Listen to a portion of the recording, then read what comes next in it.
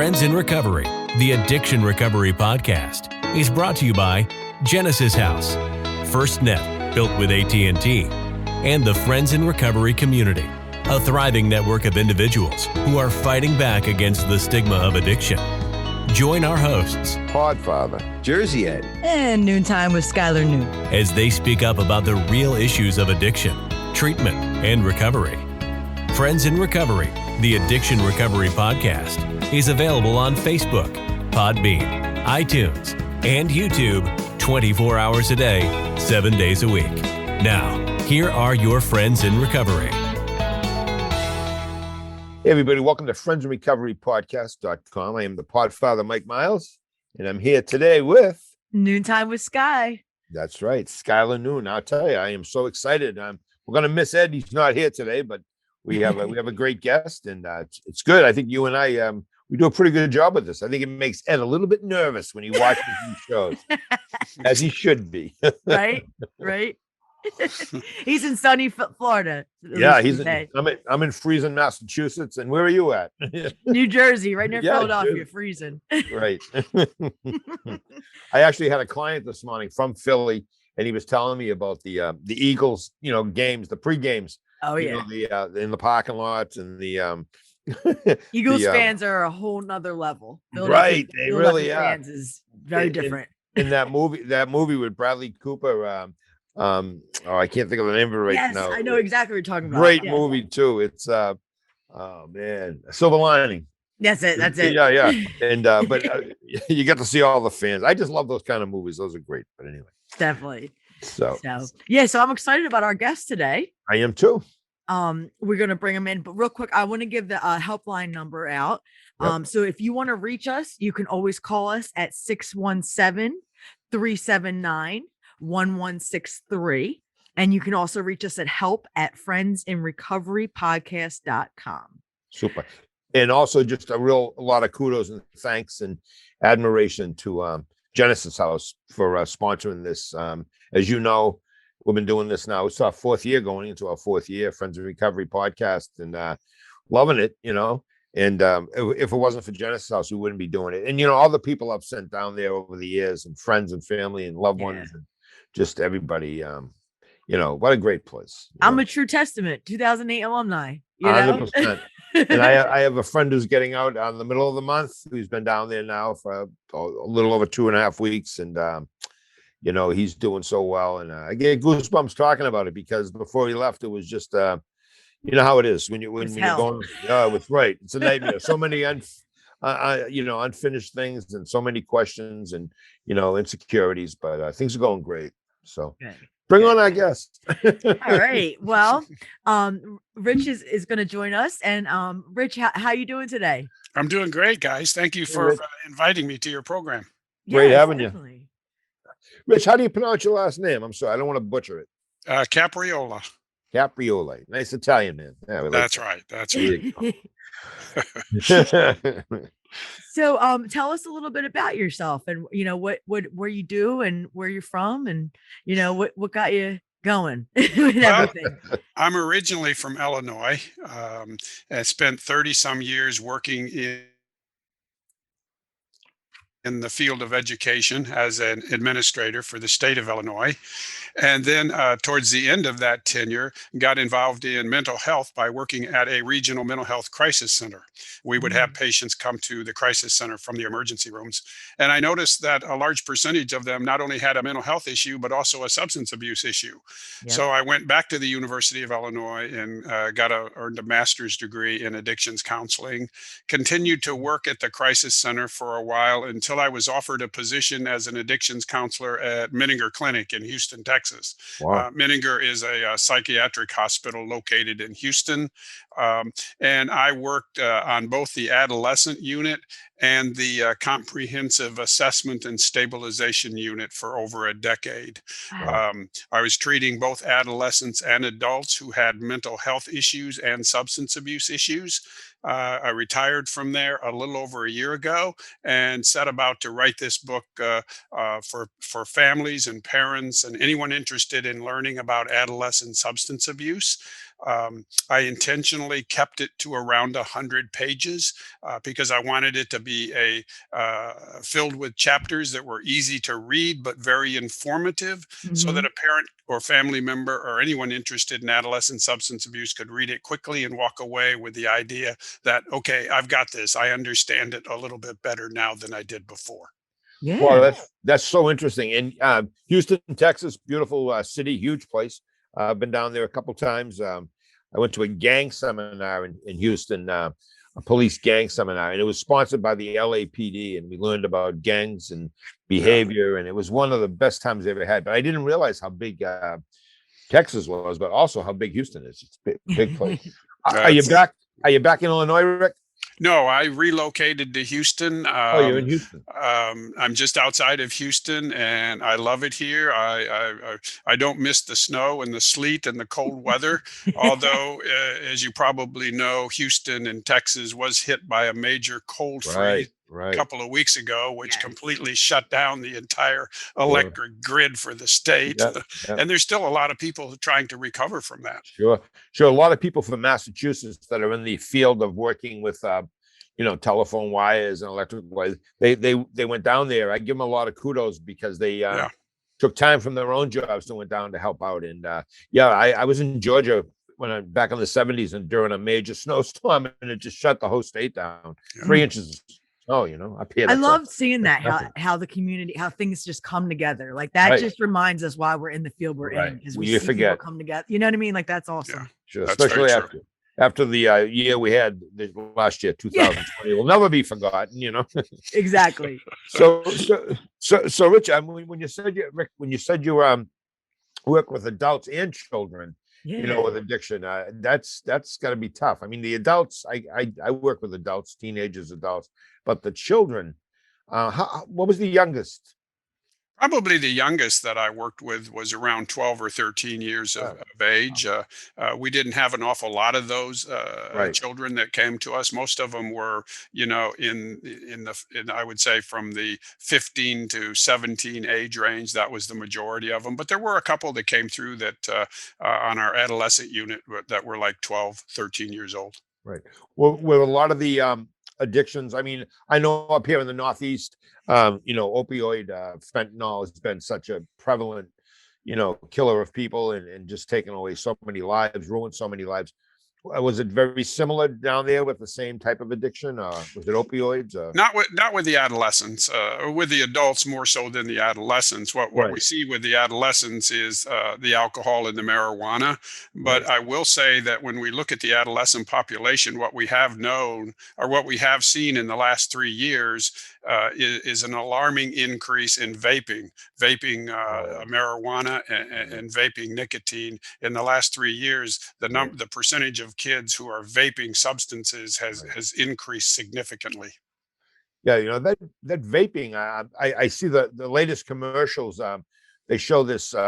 It's very graphic. It shows like a bunch of shod, chopped pieces of metal. Coming through almost like through the uh, like the universe, almost like Mhm. it just looks really disturbing and scary. And basically, it's. Have you seen these commercials at all, Skylar? Yeah. Yeah, Yeah, yeah, definitely. And it's hard because I think the access to them is, like in New Jersey, they stopped selling the flavored ones altogether. right, And that's kind of like what the aim is, to try to get because right, the teens and the rates of this vaping is through the right, roof. That's a really big concern right now. right. You Yes, know, it is. and we But- don't know what the long-term effects are of this vaping Right, stuff, right, right. because it's relatively new, especially the marijuana stuff. We don't know what they put in it. And then there's the street ones that I'm sure cut with something, like everything they do with drugs, and once it hits the street, it gets cut with something. Boy, that's You for know? sure. And young adults, their lungs, everything, all their organs are so healthy, and all of a sudden they just Yeah. put this stuff in it. But that commercial really hit home when I saw it. I was like, whoever designed this or whoever got together and put this together, that the graphic is disturbing. And then to realize what it is, I mean, these are going through your lungs. So maybe I'm sure that's going to be somewhat of a help. Yeah. Well, it's an alarming trend because 3 years ago, about 9% of seniors, 9% of high school seniors were vaping marijuana. Today, it's 22%. Wow. So it's 3 gone from 9 years. to 22% Wow. in just 3 years. Wow, that's Wow. amazing. That's scary thoughts. It is. Wow. Yeah. So what do you guys do? Have you guys thought of different ways to try to address it with your clients and stuff? Or is there a specific way you go about it, handling it? And, you know, I treat it the same way I do any substance. okay. I try to bring these kids back to the neuroscience approach because that's what works with them. Doesn't do me any good to tell them it's illegal. It doesn't do Right, them any right. good to tell them they're not going to graduate, they're not going to get a job. But what I have noticed, young men and women, many of them, their IQs are above average to superior. And what did matter to them was the neuroscience. So when I could talk to them about how their brain worked and how substances worked within their brain and how marijuana, for example, affected the processing speed of their brain and their short-term memory and their motivation, that they were interested in. Wow, Oh, what a wow. great approach. Now, did you obviously you get your master's? I got my master's in social work, and I also have a master's with addiction and all. But you know, I find exactly the same thing. I mean, you can talk to young adults till you're blue in the face about how it's not, it's illegal or it's going to cause them problems. And even when you talk about health issues, especially with marijuana, it's challenging because they'll always come back. Well, they have other studies. They've seen a study. As some of these kids, like you said, when I'm doing an evaluation on them, and I get to the part where it talks about how intelligent they are. Most of them are above average. You're dealing with some challenging young adults. That think smoking weed or gives them an opportunity to be like a Jack Kerouac or a David Henry Thoreau. They think that the hippies. They think the hippies from the '60s. Yeah. Now, when did you start your book? Was that when you retired, or were you doing it like for a long period of time working on it? Well, I had the idea of it first when I was working with adolescents and their families when I was at Menninger, because so many of the families I would sit down with, when I would go over their child's history of using a substance and give them the diagnosis of a substance use disorder, they would look at me and they would say something like, I had no idea this was going on. Or if they did suspect it, they would say, "Well, I knew something was going on, but I didn't really know it was this bad." So I wanted to create a resource that would educate parents on adolescent substance abuse, and I actually started writing it after I left Menninger. Okay. Okay. I don't know what's going on with my phone here. I shut it off. I don't know what. Anyway, sorry. It happens to the best of us, doesn't Do it? It certainly does. We might have to repeat that. I'm so sorry. I'm embarrassed. That's okay. So what you would call it? Yeah. So but so yeah, like you saw patterns and different things and everything, and, Yeah. and then once you retired, you probably have more time to really focus on it. Yes, and with the pandemic, I had even more time than what I planned. And you're right though, like the families, like the access and the resources they have sometimes aren't always the best in the sense that they're willing to use them. Because I think that Al-Anon and Al-Anon are fabulous, but my mom wouldn't go to Al-Anon for me until I was 10 years sober. So sometimes starting small with a book is really where they need to be. You know what I mean? Because going to a meeting is like almost too much for them. Like it took my mom Yeah. 10 years to get around to do it. So Right. something like a 100-page book. Hey, look, it's 100 pages. Just check this out. If it's not, just throw it out. If not, it's something simple that's really quick for them to really get informed and get to a solution. So that's a fabulous idea. I love it. I'm glad to hear you say that because that's exactly what I wanted it to be. I wanted it to be something that a parent or somebody could sit down with, go through these chapters very quickly. It's not written in technical language, it's not written in scientific language, but they could read a chapter and walk away with the idea, okay, I understand this better. One of the chapters is on the neuroscience of addiction. They could read that chapter and understand how these substances are working in their child's brain and the importance of protecting a developing brain. Now, Rick, did you self-publish or did you have somebody help publish this book? It's self-published. Yep. And how would we if I wanted to get a copy of that? Would I go on Amazon? You can go on Amazon, or you can go to the book's website, which is www.helptheaddictedchild.com, and you can order it both in electronic or paperback form directly from the book's website. Well, I'm definitely going to do that. So before we end the show, maybe you can give that out again. If you can, Yeah, and we'll put it in the show notes too. Yeah, definitely. That'd be great. Great. We'll take our quick break here real quick, and then we'll be back. So Mike, you want to take it down? friendsinrecoverypodcast.com. We'll be right back. You're first. First to respond. First to put others' lives before your own. And in an emergency, you need a network that puts you first. That connects you to technology, to each other, and to other agencies. Built with and for first responders. FirstNet, the only congressionally authorized wireless network for first responders. Because putting you first is our job. Since 1992, Genesis House has been helping real people heal from addiction on their private recovery campus in beautiful Palm Beach County, Florida. Their family-owned program is accredited by the Joint Commission and offers detox and dual diagnosis treatment in a comfortable and confidential setting. At Genesis House, they focus on treating the underlying causes of addiction. Their comprehensive approach includes psychiatric care, individual and small group therapy, trauma healing techniques, and holistic care including yoga, massage, and animal-assisted therapy. After treatment, their clients enjoy the lifelong support of a nationwide network of Genesis House alumni. Call Genesis House today at 1-800-737-0933 to speak with someone who understands. Visit them on the web at www.genesishouse.net. It's time to start your journey to a long and successful recovery. Hey, everybody. Welcome back. friendsrecoverypodcast.com. I am the Podfather, Mike Miles, and I am here with Noontime with Sky. Noontime with Sky, Skylar Noon. You know what? Ed's not with us today, Sky. I don't know. I'm missing him a little bit. I'm sure you are too. Yeah, I called him before the show and let him know we had it. I relieved his anxiety and let him know we were handling he's the show. missing us. He's like a tiger in a cage right now.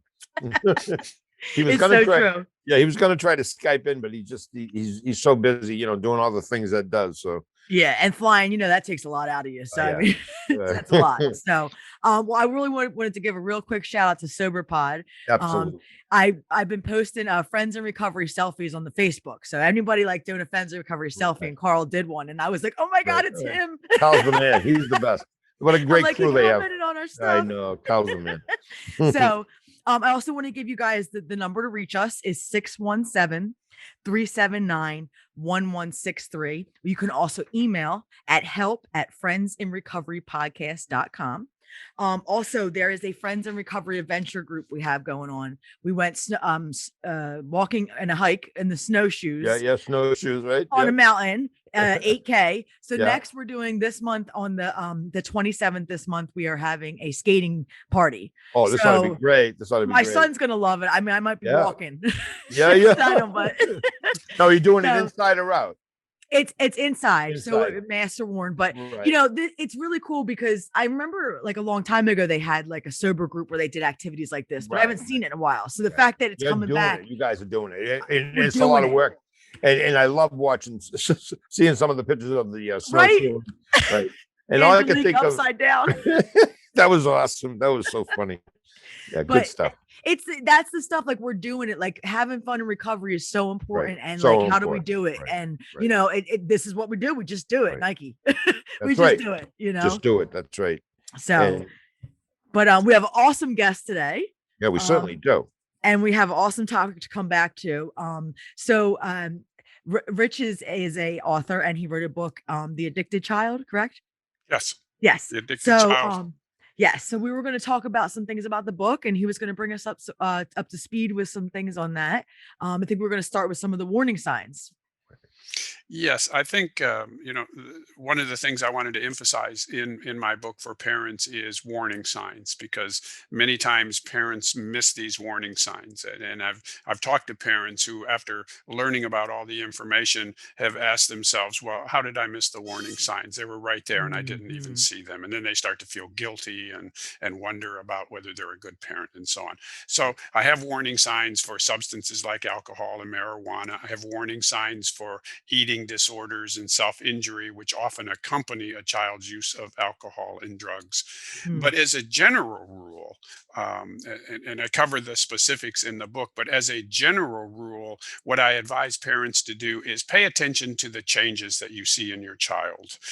Don't assume that these are normal adolescent changes. They may very well be, but they also may be an indication that something else is going on. So when you see these changes in your child, check into them.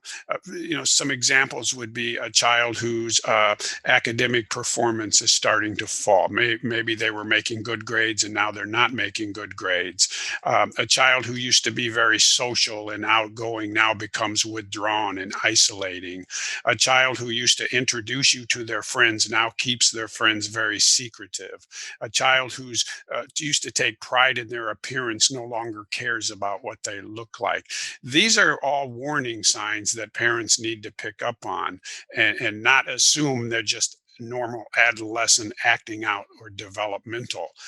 That they need to check them out and get an assessment done so that they know what's really going on.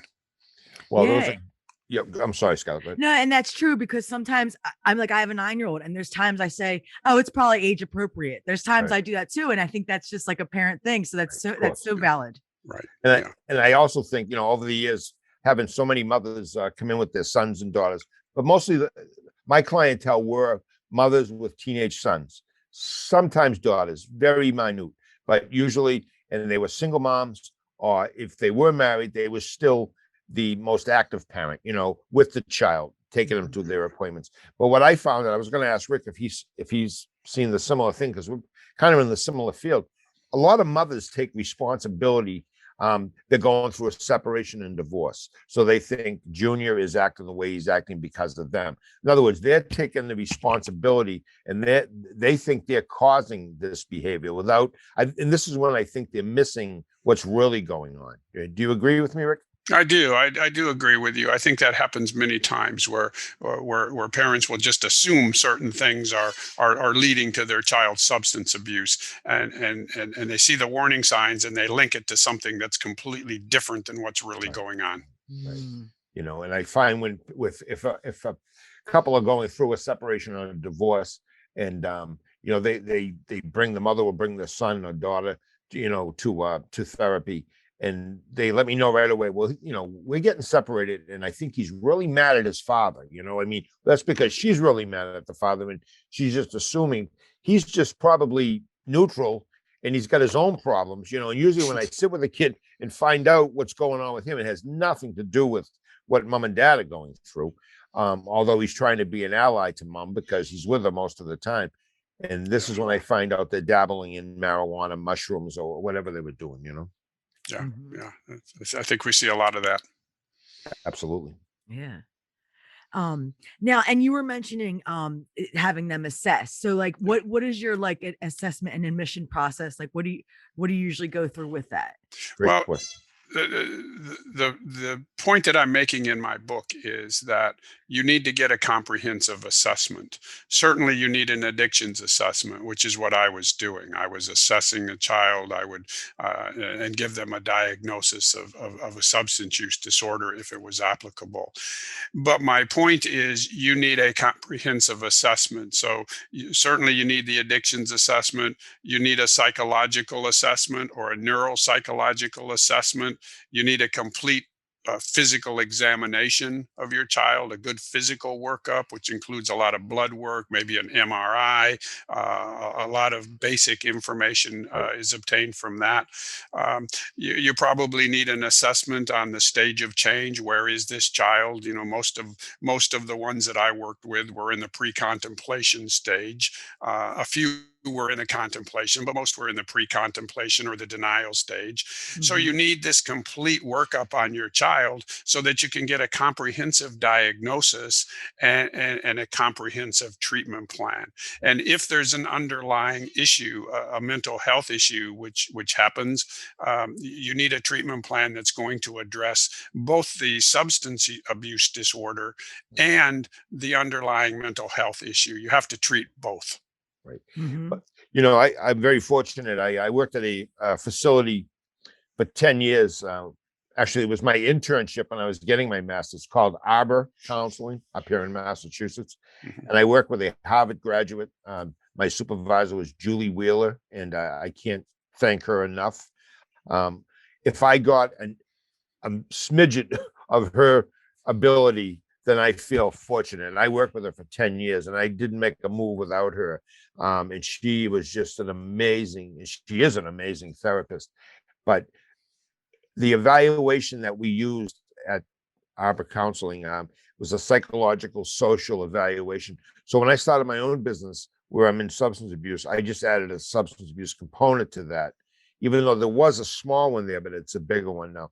And I've had clients that are cutters. I've had clients that have eating disorders, which is very difficult. And I'm sure, if I had to pick what I want to treat, if I could choose and pick who I want to treat, it would not be an eating disorder, or a cutter, because oh my goodness, there's so much work to be done there, and I almost feel like those children need to have it's not a 1 hour a week, they need 5 hours a week. Rick, Mhm. what's your opinion on that, Rick? Well, I think what I've seen is I've seen a lot of girls, adolescent girls who have an eating disorder or who are self-injuring. Some boys, but it seems to be Right. more girls, which tells me that probably the number of boys who are have an eating disorder or are self-injuring is probably underestimated. There's Right. probably more out there than what we're aware of. Hmm. But what I noticed was that because they would come into the hospital, and I had one young girl who was smoking a lot of marijuana for her anxiety, but was also cutting on herself. Right. Well, we could keep the marijuana away from her in the hospital, but what happened was the self injury tended to increase. So Right. that points to the issue that when you have both going on, you have a substance use disorder like marijuana, and you have a teenager who might be self injuring, you have to treat both. You can't just treat the marijuana. You have to treat the cutting too, because if you don't, and you take away one coping skill, the other coping skill increases. Right. It's almost like a seesaw. You have to get a Yeah. balance there, Yeah, and exactly. boy, it's to me, this is amazing. I'm listening to you because I actually have somebody now with an eating disorder who's been a client for over 2 years, and she's an adult. She has a child, and she hasn't been coming in because she's afraid of her appearance and what I'm going to notice. Even though, and this is all pro bono. I do this. I don't know. I just do it. But my point is, it's so good listening to you speak. Even in the field, I don't even get an opportunity to look when I have to get my CEUs to keep up my licenses. I'm always looking for something on eating disorders or cutting, which is very difficult to find. Mhm. And boy, listening to you speak, it's like gospel. This is good stuff. Now, so like, say somebody's looking for this, someone has a 14-year-old and they're smoking pot. How would they get a comprehensive exam? Like, where would you even go in the phone? I don't want to say phone book. Where would you even go on Google and look that up? Well, what I recommend is you have several sources that you can go to. Certainly, you can go to the school counselor, and many times the school counselor will be able to make referrals to professionals for you. You could go to your family physician if you have one, and they can sometimes do a quick screen for alcohol and drugs, but they also can make referrals to you for people like psychologists, social workers, addictions counselors, so they can help you sort of put together the team by giving you referrals. And then you have mental health resources in the community too, like NAMI and some other places that you can Yes. go where they might be able to make referrals for you as well. The point is you need to look into getting those assessments done as soon as you can. Right. And I really Yeah. I applaud you for saying your school counselors or social workers, because as you know, right now, maybe Texas, I think, might be opened up. They're pretty intelligent state down there. Up in Massachusetts, I don't think any of the schools are open. If they are, I don't know of any. But I really believe, I was on a school committee for 6 years, and I know that what I learned is that not only teachers are a great source of information, but the guidance counselors, they are worth their weight in gold, because these children will open up to these men and women like they won't open up to anybody because they, first of all, it gets them out of class, so that's a big thing. But they see them 8 hours a day, 6 hours a day, 5 days a week, and they know their behavior, and it's just a great source of information. What a great delivery that was to let people know. Don't be afraid to call your school social worker, because they'll know about your children, and if they don't, they'll find out. Yes. It's like when we work with people, we're with them just as much. They're with their teachers and stuff just as much. It's like All the how we get to time. Great relationships. source of information. Now, my son had auditory processing issues, and that was the same thing. I had to kind of go digging. I had to start with the, child study team, and then we had to do a developmental pediatric is where we ended up. And that was the best, route for us to take. But you're right. It's you just have to kind of move around, ask people, get referrals, and that's just the best way, Certainly. And 211 is a great, I know every state has it. 211. I'm a big fan of that. Like, how we used to have 411, we have the 211 helpline. Sure. So that's always a great source too. I mean, we can get resources everywhere, and not only that, but word of mouth. Like, hey, we could just be in the grocery store talking, and this could come out as we're talking in line. It's just, small world. Word of mouth is a huge thing with children and parents. And just when I started my own practice, it was all word of mouth. I never advertised. And one town, Westford, Massachusetts, I did some work on one of the schools, Chelmsford, and all of a sudden I'm getting 3 or 4 phone calls a month. Next thing you know, I have too many clients. I can't see them all, So it's all word of mouth. But now, I have a great guest. I'm sorry, go ahead. No, it's okay. Sorry. Are you doing anything besides now? Like, you wrote the book. Is there any other work in the future? Or, I saw there was a workbook too. I didn't want to forget that part. There was a workbook that went along with the book. Is that what there is. I wrote the workbook to help parents, because so many parents are dealing with their own issues too. So I wanted to put together it's very brief too, but it helps them process some of the things that they're going through, and it has a section on how to deal with some anxiety. There's some coping skills for anxiety, and there is also a small section on listening skills, because I wanted parents to know that when they want to communicate with their child, we're pretty good at hearing people's words when they talk to us. We're not so good at listening to the feelings behind the words. So what I wanted to emphasize to parents is you can learn that skill. You can learn to hear not only your child's words, you can hear their feelings behind those words.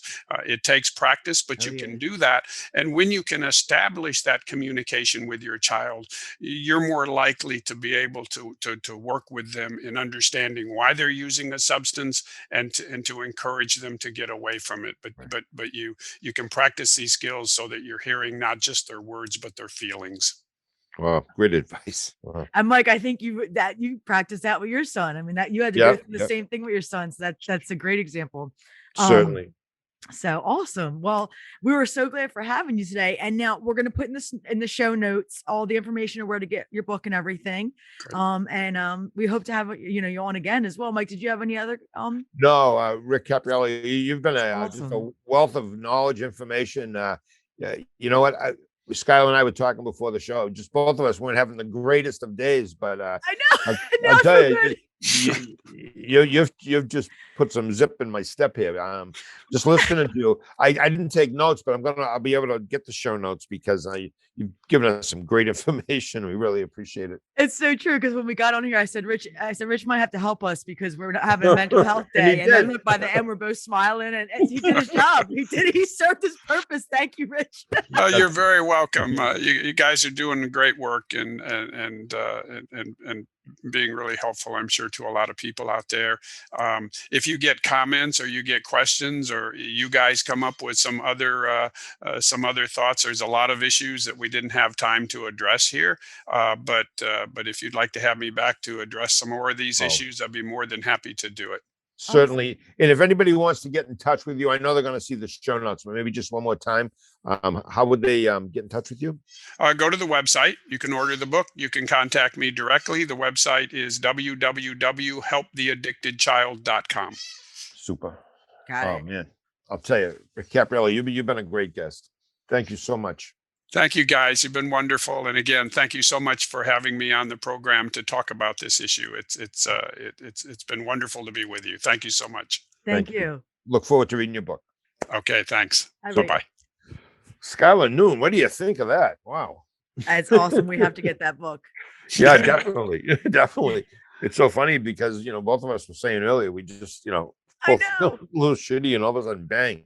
This guy's Right? great guest. Great. Lit the fire for us. Yep. I don't know how Ed does it. He does it every time. He just outdoes himself each time. It's amazing, Send my regards to Ed too, would you We please? will. We will. We will. He'll be Let him very. Go ahead. Let him know that I appreciate the emails that I've gotten from him and helping to set this up. He's been great to work with. Yeah, he's a Definitely. great guy. We love him. We like to tease him. The best part of Ed is he can take it. That's right. Right. He does take it well. He takes it so well. I swear. Like he's like the original. Well, he House of needs the to Wood- because you guys are quite a team. Yeah. Well, thank you. Okay, guys. Thanks. All Thanks, right. Have Rick. a good day. Thank You you. too. Bye-bye. Bye now. Bye. Well, Skylar, that was awesome. You did a great job yourself too. I really, I think this is going to be one of the better shows. I really do. Amen. Amen. Amen, brother. This concludes this episode of Friends in Recovery, the Addiction Recovery Podcast. Thanks to Genesis House, FirstNet, built with AT&T, for supporting those on the path to recovery and keeping this valuable resource free for all our friends in recovery. Follow us on Facebook for past shows and updates, and enjoy free access to twice daily support meetings. Brought to you by Genesis House and the Friends in Recovery. If you can't get enough of Mike, the Podfather, Jersey Ed, and Skylar, you can catch them on Answering the Call, the First Responders Podcast, available on Facebook, Podbean, iTunes, YouTube, iHeartRadio, and GenesisHouse.net.